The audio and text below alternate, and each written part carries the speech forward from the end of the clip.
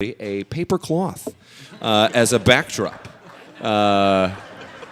What's the green stain on it? Yeah, it's with a giant green stain that will go unexplained. Yeah, it is. This was actually funny because Eddie and I were talking when we were in our, I think, love affair stage with Dragon Toys. Yeah. Like Eddie has this, like if you go to his old studio, he had this giant like room with all these beautiful 12-inch figures. And we started talking one day. I was like, what if we did that for Marvel? And I'm like, well, you've got all the figures there. Why don't you just kit bash a bunch of them? And he was like, okay, great. And I'm like, well, you know, we'll buy them from you. Or I don't know. I remember how that conversation went. No, it was, you were like, well, go ahead and make what you can out of what you can, and then just send them to me. And you actually, I think you used them to pitch it. I didn't know. That was the thing. I got them on a Friday. I set them all up in my cube. I went home. I came in on Monday, and they were all gone. And I'm like, Eddie's gonna, what the? Somebody stole these things. Eddie it was a dirty intern, and Eddie's gonna kill me. I lost all of his toys. The CEO of our company had come in that morning, saw them all, grabbed them up, and put them in his office. And I was about to go and present this stuff. He's like, I love these things. Are we making these? I'm like, do you want to? Well, I used the word pitch very loosely. Yeah.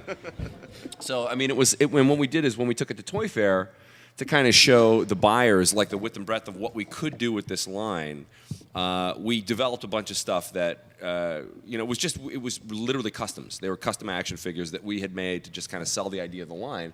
This was one of them. This is a Japanese toy that was like, well, that kind of looks like Ultimate Iron Man. We'll get Eddie to repaint it, and it was like a bunch of stuff that we just had, and we never got to do it. We never got to get to this point, but it was something that we really wanted to do. So.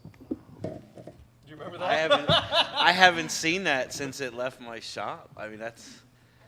I think I'm I was all misty-eyed now. Bought that. Yeah, Toy Tokyo. Wow. Let's see what's next. Some of the concept. Oh yeah, these things were great. I just wish the toys looked like that. That was the thing. We did Marvel Transformers, and it was like, when we got these pictures in, we were like, this is gonna be awesome. People are gonna love these, and I think what happened was we made the decision, and I thought we should start with building the robots, and then work backwards into making the vehicles work, and we decided to go in a different direction. What happened was they just didn't look this cool. And subsequently, yes, this is what they look like.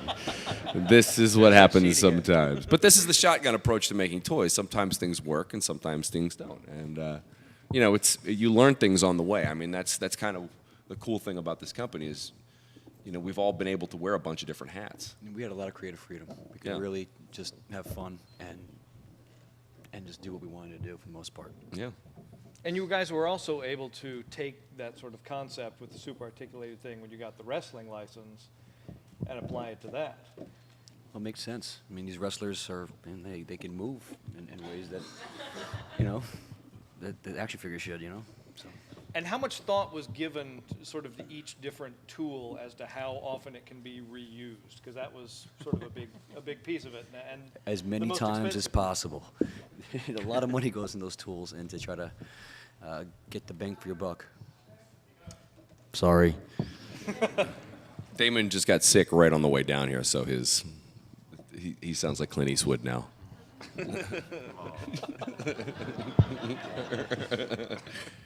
Yeah, I mean, we like to make unique tools as much as possible. I mean, but it's also great to be able to reuse stuff because you save money. Sure. It also saves a lot of time if you can use something that's already existing. You cut down your development costs drastically. And that was always a big thing. I mean, because like Damon and I did the majority of the action figures, and with all the lines that we were doing, timing was always a problem because there are very few guys like Steve and Eddie. Very few guys that we trust that we can give a job to and like know that it's going to look not like this. And I'm not pointing at Dan. I'm pointing at that. What was supposed to be a really cool Captain America transformable robot, but so when we could reuse stuff, it was important to do that. One quick thing that I wanted to say at the top about all this. We're going to have some time for questions later, but But the one thing I don't want this panel to become, and the one thing it won't become, is a Hasbro bashing session, because a lot of these guys work with Hasbro and that sort of thing, and that's not really what we're here to focus on. So if you've got grief with Hasbro about what they are doing with the Marvel Legends license and that sort of thing, you should go talk to them. They've got a giant booth that says Hasbro downstairs. So, Steve, do you remember what your first project was for Toy Biz?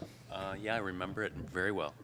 It was the Mr. Sinister 5-inch. You know, I was the first few years I was doing probably 60% of the entire line for Toy Biz. All those 5-inch figures. I mean, Dan was reminding me of all the lines, and I was just getting tired again thinking about it. But he built all that stuff. You built all the majority of that in 2-up. So when we would get the right. stuff, we get the waxes in the office, and this was before, you know, you could easily send pictures through email. He'd have to physically send the stuff in, and you know, I remember one day you had sculpted up this.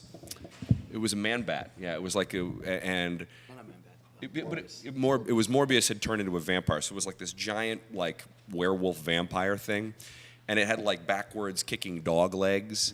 And me, Damon, Jason, and I think one of the maybe Danny. I don't know who else was in the office with us. We're all looking at on my desk, and it just went like this, and it had these really thin wings, and it was like, honestly, it was like the Ringling Brothers circus.